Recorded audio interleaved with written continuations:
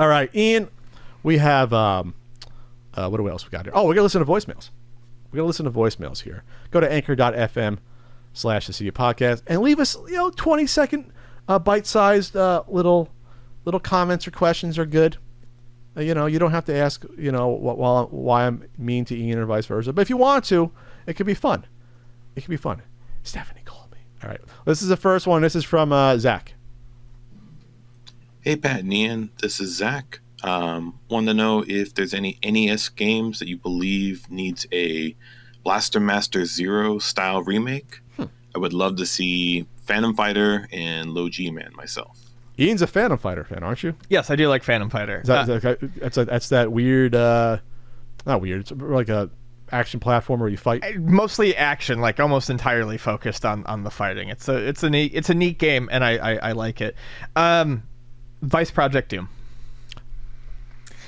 That would be my choice. You want I like Vice Project Doom. You got the action, you got the driving. It does shooting, right? It does a couple different things. Multi-genre is the best. The graphics look nice. I think it handles most aspects of the different genres it covers fairly well.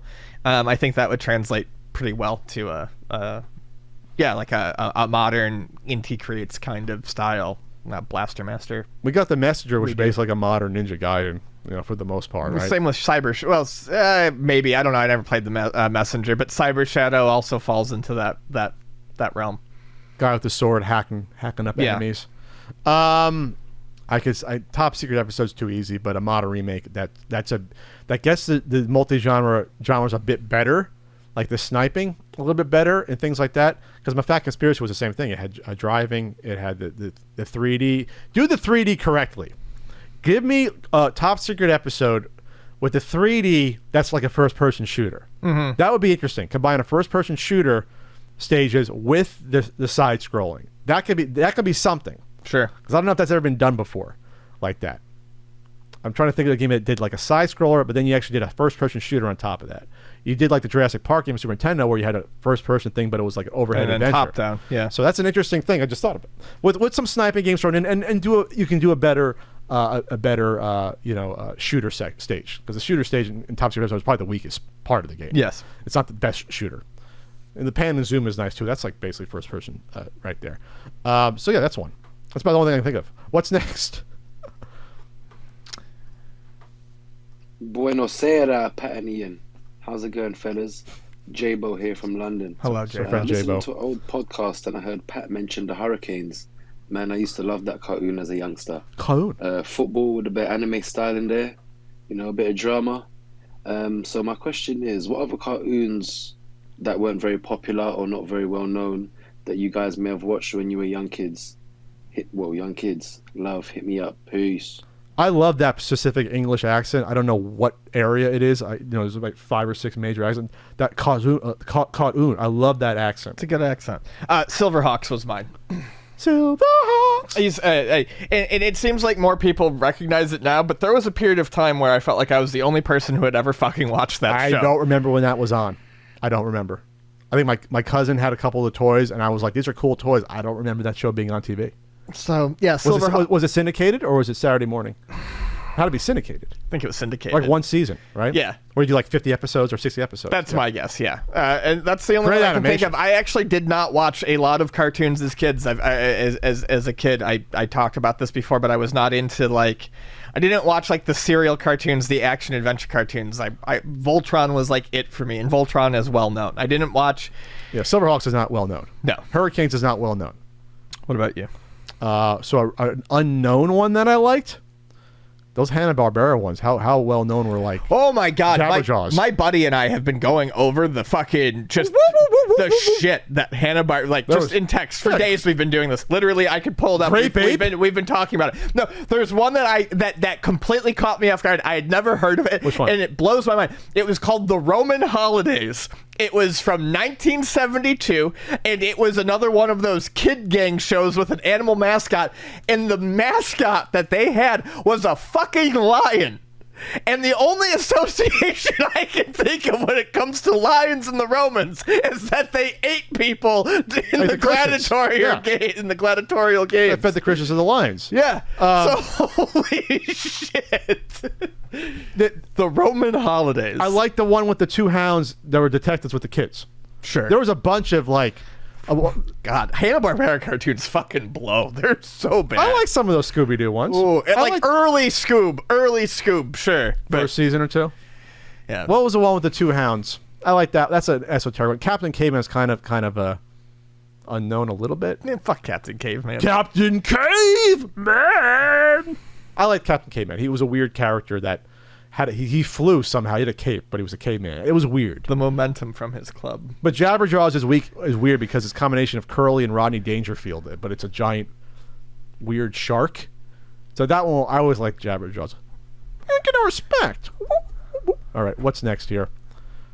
I had to think about that, but more of those. But yeah, let's see. We skipped that one. 13 episodes of the Roman holidays. Into punk music, and if so, what are some of your favorite bands? Oh, sorry. Hey guys, this is Zach from Ohio. Another Zach. My question's mostly for Pat, but Ian, if you have an input on it, I'd be interested in hearing that too. Pat, where did the NES Punk nickname come from? Are you into punk music? And if so, what are some of your favorite bands? Thanks guys, love the podcast. I've mentioned this before publicly, but I'm not truly a fan of punk music, but if you throw on something, I usually don't turn off like a classic like Ramones or... Is Joan Jett kind of punky a little bit? Not really. I don't listen to a lot of punk music either. I do like the Descendants, and I really like the Bouncing Souls. And is that considered? That's punk. I just know the one song. What from Bouncing Souls? Which one? Ole, ole, ole, ole. It was more like a the Bouncing Souls song that I always think of. Bouncing is, Souls. No one can beat us. We drink beer and wear Adidas. I like your mom. And it's so bad. Every day we have an itch out to find a proper pitch. I want to marry her and be your dad. The NES Punk name, it comes from alliteration, and plus people always say I act like a punk. Like your mom. What you say about my mom? I was singing a Bouncing Souls song. I've had literally people say you act like a punk. Usually on a first date when I'm not likely to get a second one, or sometimes I do get a second one. Back in Jersey at least when I'm in my mid-20s. I did some crazy stuff in my mid-20s. I did some stuff that I regret. And went out with people that I probably regret. All right, Ian, Pat, love the show. I got a question. All right. Are either of you involved with any sort of game development, whether it's your own game, helping with someone else's game, providing voices, or any other sort of involvement? All right, thanks, guys. All right, Ian. Oh. Any Ian, are you involved? Are you doing any voiceovers? You got a voice in the game? No, I haven't done any voiceovers. I'm open to being like that. A voiceover, by the way. I don't like my voice. I don't think it's particularly suited to voiceovers. In terms of game development, though, in high school, I loved making games. I loved programming stupid little games in BASIC. I loved using QW BASIC. I loved using the different like development tools, like starting with Click and Play and then going on with the other Click Team stuff like Media Factory and stuff like that. Always really enjoyed it, and every once in a while I still get ideas for games in my head and I bounce them around for a little bit and then I don't do anything with it. I just game development, programming, coding, all of that is stuff that I was like extremely into in high school, and shortly after I graduated from high school I fell off of it completely, and every year that I go without touching it feels like 10 because things change so fast. I have not done a voiceover for a game. I think I was approached one time. I think Ian might have been as well, in tandem to do a voice or something. We bid in games. Remember a good old Christian from Germany? They sent you that game to try like 4 years ago. Sure. The adventure RPG, no. I think we're side characters in that. Am I involved in game dev? We'll see. We'll talk later in the year. Well, late this year, maybe early next year. We'll talk. We'll do lunch. Ryan. Hey crew, it's Ryan from Illinois. Pat, love the books. Thanks. Maybe one day you'll pick out that fro a little bit, show us all that hair you got. What? Wondering if you guys show any love to NBA Showtime on NBC with all the talk about NBA Jam and Hang Time. Just give it a little acknowledgement to the crown jewel of the fleet. Keep up the good work. Thanks. Don't think it's the crown jewel. No, it's still Hang Time. Sorry. But I do like Showtime. But it's yeah, fine. I think Hang Time perfected it. Yes. Showtime, from what I remember, I played a little in the arcade. It got a little bit too fancier than what you needed for that experience. A little bit. I'm not reviewing that one for the N64 book. I am doing Hang Time though, because I did it for Super Nintendo. But it was perfected at Hang Time. It was perfected. Yeah, Showtime. I mean, I'll play Showtime. I think he could have stopped. Showtime was Showtime 3-on-3. Well, it wasn't it? They changed that. See, you do that alone, you don't need that. NBA Showtime and 64. That's why I'm not reviewing it. I thought it was 2-on-2 still. With commentary. Let's see this video real quick. Let's see. No, it's still 2-on-2. Yeah, I was gonna say I thought it was 2-on-2, but the big difference is that it went to 3D. They got rid of the sprites. Yeah, it went 3D-ish. You didn't need that. It's just a little bit. Yeah. I think the absolutely fucking awful NBA Jam '99. That's what I'm confusing with. 3. That's what I'm confusing. Yeah. Once Acclaim got it and drug its dead corpse through the fucking house. Yeah, that went 3-on-3. That's garbage. But no, Showtime is fine. I'd prefer Hang Time. No, give me the sprites. Give me the fucking sprites. All right, next. Hey, what's up, Pat and Ian? It's Phil Bowser again. Question for you this time is, what are some of your favorite video game soundtracks? And do you listen to any outside of actually playing a game, like on YouTube or something? Personally, I like listening to like Donkey Kong Country while doing chores around the house. Huh. And believe it or not, the Super Nintendo Waterworld game actually has a really good soundtrack. But anyhow, thanks a lot, guys. Take care. Philbo, can I call you that? Phil Bowser? Philbo? Is that all right? We're going with it's all right. Good question. So it's interesting that you mentioned Donkey Kong Country, because as a person who never really liked those games growing up, I was not super exposed to the soundtracks. Vani, on the other hand, really likes the Donkey Kong Country games. And so over the past few years, I've started playing those with her a little bit more. And not only has my appreciation for those games increased, I do actually kind of like the first 2 Donkey Kong Countries. Definitely one of the few instances where I've reappraised a Rare game and been like, no, I do like this. But the soundtracks are phenomenal. The Donkey Kong Country soundtracks are outstanding. They're so good. As far as one that I like video game soundtracks, like I love them when I'm within the game, but I don't listen to a lot of soundtrack music on its own. Yeah. One that I go back to all the time is the Katamari Damacy soundtrack. I got the vinyl release of that from Mondo, and it absolutely stands up just as an album. It's weird. It's interesting. I put it on all the time when people are over, and they fucking love it. And they don't even know it's a video game soundtrack. Yeah, I have some on my my second generation iPod Touch from 2007 that I work out with in the heavy bag. I'll have like the ActRaiser soundtrack in there randomly, the symphonic one, not the 16-bit one. Mm-hmm. I have that, and I'll have some random fucking Dragon Warrior theme I throw in there, or Ninja Gaiden first level, just random shit like that. But I don't usually like, I'm gonna listen to this video game music today. I just don't do that in general now anymore. Music anymore. I don't listen to an album. I just don't. That's just not how I operate. I'm not the put the whole album on, listen to an hour of music guy. I just don't do that. That's the exact opposite here. That's what I mean, that's what I do when I go home. I throw on albums and I sit there and I listen to them with my cat. I stroke my cat. Don't need to judge me. Okay, I'm judging. I'll get a cat. Don't you worry. I'll get a kitty at some point. All right, a few more. Here's Aaron. Hey there, Pat and Ian. It's Aaron from Southampton, England here. I've been listening to the show since I think the second episode, and I love it. I just want to say thank you to Pat for introducing me to intermittent fasting. I have been doing it since May last year, and I have lost nearly 60 pounds plus. Nice! So thank you very much for bringing that up. My question to you guys is, have either of you ever experienced gamer burnout? And if you have, what video game brought you back into the hobby? Thank you very much, guys. Take care. Good job, Aaron. 60 pounds, you said, the past year? Hey, was he a U.S. guy? Because he said pounds. He didn't say like stone or anything. Pounds is what they use over kilograms? There. No, they use pounds over there. It's weird. It's a mix and a match. They do a mixing like us with like drinks. We do gallons and liters. Yeah, and there's a mix and a match over there. Okay. No, I'm so proud of you for the 60 pounds of lost weight. What was the question? Yeah, as I said, focus on that's amazing. It works. Now, and if you have, what video game brought you back into the hobby? And when you burned out, what game brought you back? Did you ever burn out? Burnout? Yeah, I did. It wasn't... I don't think I ever burned out. I'm trying to think. I don't think I burned out as a whole, but there was a long period of time where I didn't really keep up on games. What brought me back into games, I think, in modern times, like at least in modern games, was the Xbox 360 and, weirdly enough, Pac-Man Championship Edition. I've said it before, and it's 100% true. I bought a 360 specifically to buy to play Pac-Man Championship Edition. I got it. I loved it.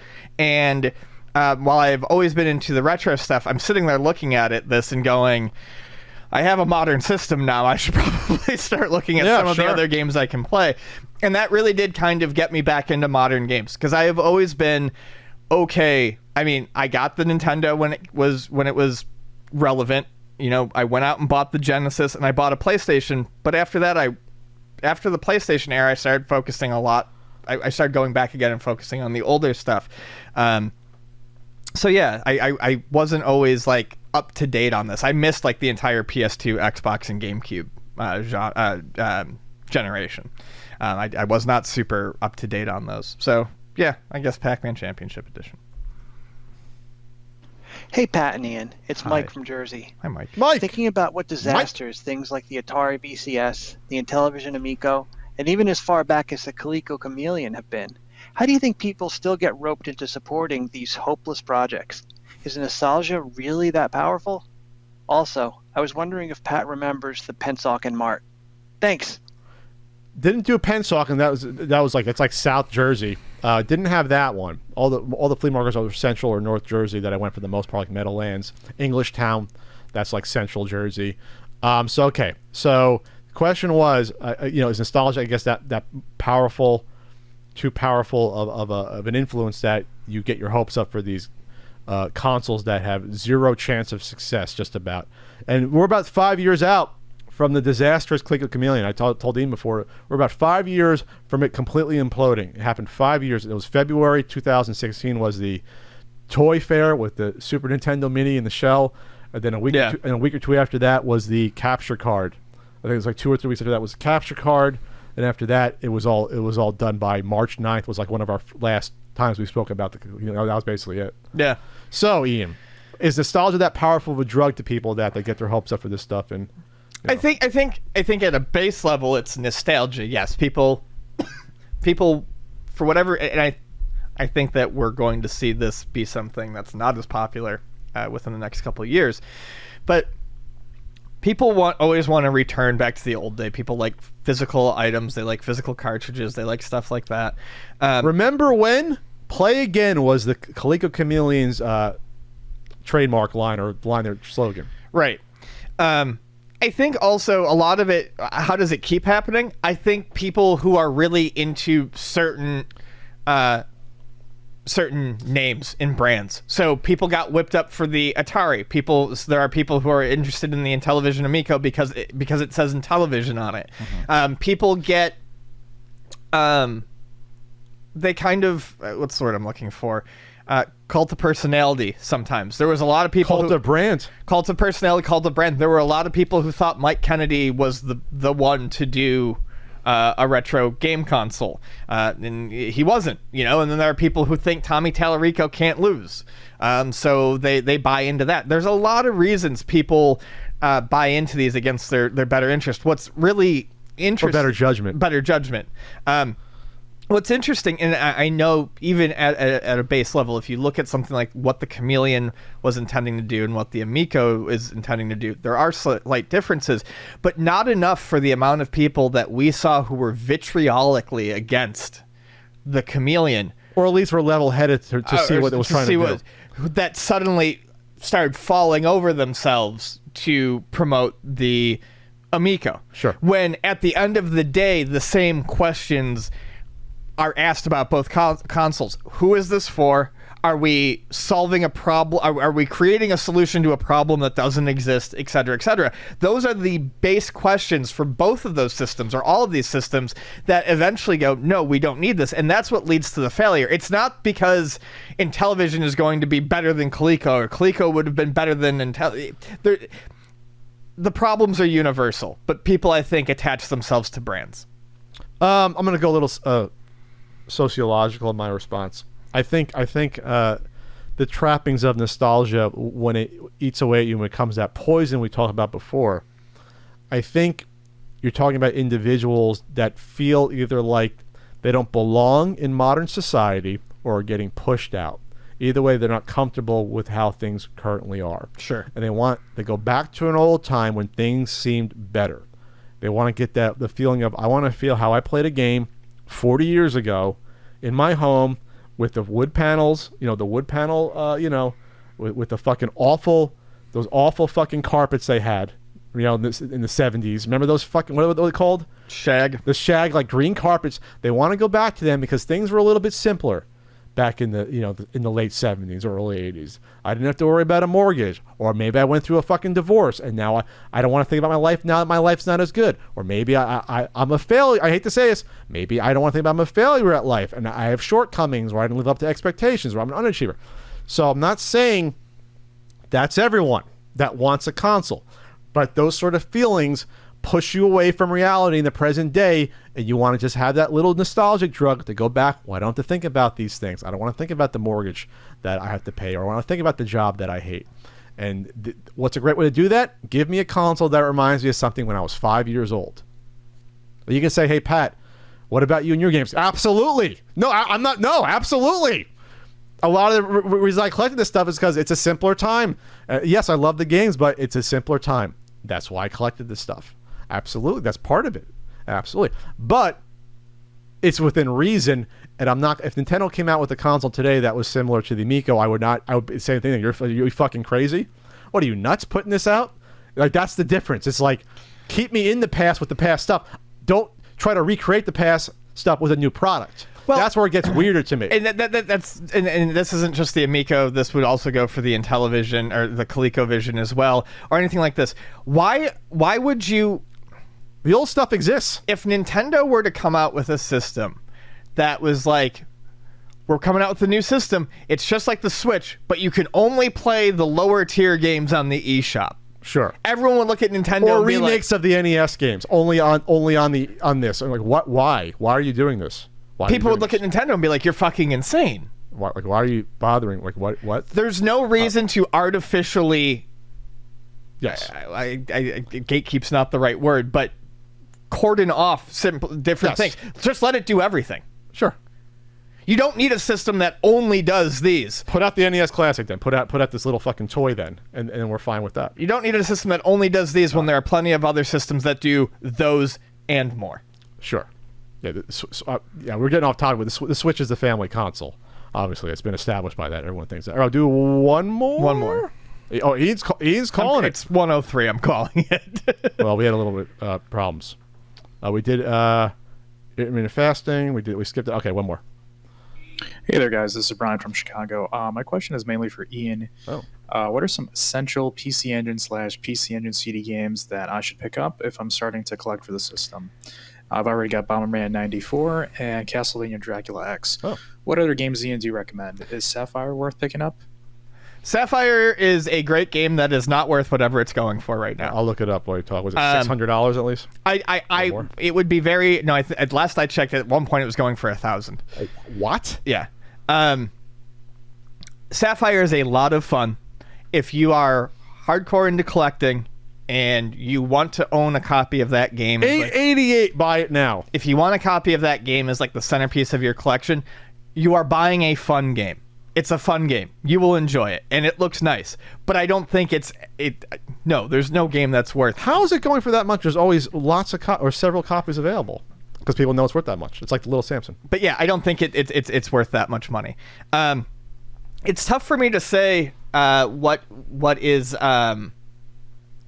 like what are essential because so many of these games are getting stupidly expensive now. But games that I think are reasonable that are essentials: Superstar Soldier. Ninja Spirit. I love Ninja Spirit. Love Ninja Spirit. Yep. Bonk. Gotta go Bonk. Air Zonk is absolutely essential. I think if it cost $1 billion, Magical Chase would be great. It's kind of out of your. What's the PC Engine cost on that? I'll look that up. The PC Engine one. It's a couple $1,000s. It went up to that much? It's always been that much. It's just never been as expensive. It's never been as expensive as the US one. No, it's $670. It was always under $1,000. I thought complete it was more. No, it was always a few hundred. Now it's gone up to like $600-700. And then as far as like some other shooters, Spriggan is really good, but I think that one's probably over 100 now. Spriggan is really good. Lords of Thunder is really good. Gate of Thunder is very good. I don't know. There's a lot. Hey, if you want to go cheaper, I'm sure Dragon Spirit doesn't cost that much for the PC Engine one. I like Dragon Spirit. No, it doesn't. But it's all. I don't think it's essential. What's the? But yeah, Ninja Spirit I would say is essential. Get that. You gotta get a Bonk. Get Superstar Soldier. Go Bonk. Get Bonk 2 over the first Bonk. Get Bonk 3 CD. It's probably cheaper. The Japanese one. It's a lot cheaper. It is. It's probably like 10 times less expensive. Oh, and get Ys Book 1 and 2. Absolutely. Go Dungeon Explorer. Dungeon Explorer is good, but I would say Ys over Dungeon Explorer.